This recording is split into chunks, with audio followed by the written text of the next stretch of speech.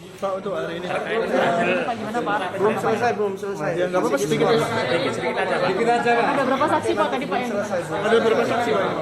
kapasitasnya apa Pak tadi Pak? Saksi ada car. Berapa orang Pak? Keterangan yang digali apa Pak? Berapa saksi hari ini rencananya? Rencananya berapa Pak saksinya? Nanti tanya sama nasihat hukum aja ya. Sampai jam berapa Pak Selesai, saksinya? masih skripsi. Sampai jam berapa?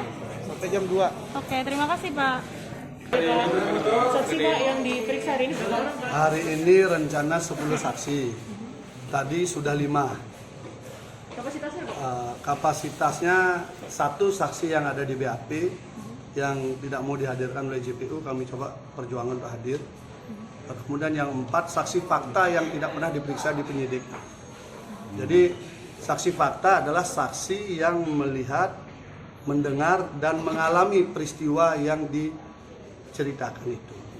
Jadi dari keterangan saksi yang pertama yang ada di BAP mengatakan ini yang paling penting. Soal WA ancaman. WA ancaman itu disebutkan bahwa saksi korban menjelaskan bahwa dia bertemu dengan saksi ini. Lalu dia menunjukkan WA itu. WA itu kemudian atas saran orang ini menyuruh untuk mengikuti saja perintah. Tadi ditanyakan peristiwa itu tidak pernah ada. Jadi namanya murni 100% dicatut. Jadi peristiwa WA itu tidak ada. Dan sampai sekarang sidang pun WA itu tidak pernah muncul menjadi alat bukti. Walaupun ada HP, ada apa disita, tetapi bukti WA ancaman itu tidak ada sampai sekarang. Ini maksudnya WA ancaman? WA ancaman yang katanya kalau tidak datang kamu akan menyesal seumur hidup gitu loh. Jadi dari Mas Beki katanya kirim WA kepada korban, kalau kamu tidak datang malam ini kamu akan menyesal seumur hidup. Nah WA ini katanya diberikan pada saksi. Ini ada aku dapat WA ini gimana? Lalu saksi ini konon menurut cerita korban bahwa menyuruh untuk datang saja. Lalu kemudian datanglah temannya menjemput naik sepeda motor. Lalu ketemu dengan saksi yang lain yang juga sudah membantah. Jadi dari peristiwa yang kedua, itu dari peristiwa WA itu, dari 3 nama yang disebutkan di dalam dakwaan, 2 sudah membantah bahwa fakta itu tidak pernah ada. Saksi fakta loh ya, tidak pernah ada. Kemudian saksi fakta yang lain tadi, 4 yang sudah diperiksa, adalah saksi yang melihat langsung dan jarak hanya 2-3 meter dari proses interview. Baik interview saksi yang pertama, kedua, ketiga. Waktu interview itu termasuk korban. Korban adalah di interview yang ketiga. Keempat-empatnya ini adalah saksi.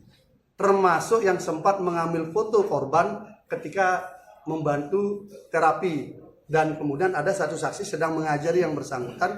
Itu pas ada di video dan ada di foto.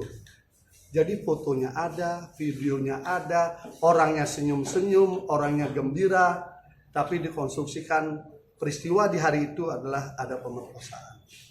Jadi kami merasa sangat yakin kalau ini pengadilan untuk mencari adil, maka semestinya saksi itu aja sudah menjawab. Karena WA saja sudah tidak ada. Bukti WA juga tidak dihadirkan. Saksinya juga yang disebutkan juga mengatakan tidak pernah melihat dan tidak pernah diajak ngomong. Bagaimana? Kemudian saksi ini pun juga katanya pernah menjemput korban di pasar untuk diajak ketemu di sebuah kafe dengan saksi rekaan dari yang lain. Itu juga dikatakan tidak pernah ada. Saya nggak pernah tahu soal itu gitu. Jadi betul-betul namanya dicatut dalam proses peristiwa itu. Dan siap juga sumpah membahala. Saya tanyakan, kalau diadu siap nggak? Siap. Nah, kalau begitu sudah saksi-saksi yang ada, silahkan nanti kita lihat apakah ini pengadilan atau ini penghakiman tempat ini. Karena kami sudah berjuang membuka kotak Pandora tentang rekayasa yang begitu masif, begitu nyata dan terukur dari alat-alat bukti. Jadi saksi fakta ini tidak pernah diperiksa oleh penyidik. Penyidik mayoritas memeriksa saksi testimonium de auditu, saksi yang mendengar dari cerita orang. Saksi gosip itu ya? Yang istilah saya dalam bahasa milenial, ini saksi gosip yang dihadirkan di persidangan. Dia tahu banyak segala hal, tapi dia tidak melihat, tidak mendengar. Bahkan ada yang tinggal di Pati, ada tinggal di Kudus, ada tinggal di Kerawang, ada tinggal di Lampung. Waktu hari peristiwa. Sementara yang ada di hari peristiwa, yang hadir hari ini, tidak pernah diperiksa sama sekali. Saya tanyakan, pernah nggak dipanggil? Tidak pernah. Ini masih sisa-sisa yang lama. Kita sangat sedih juga melihat cara pemberkasan kasus seperti ini. Saksi fakta tidak ditelusuri, tidak digali secara mendalam.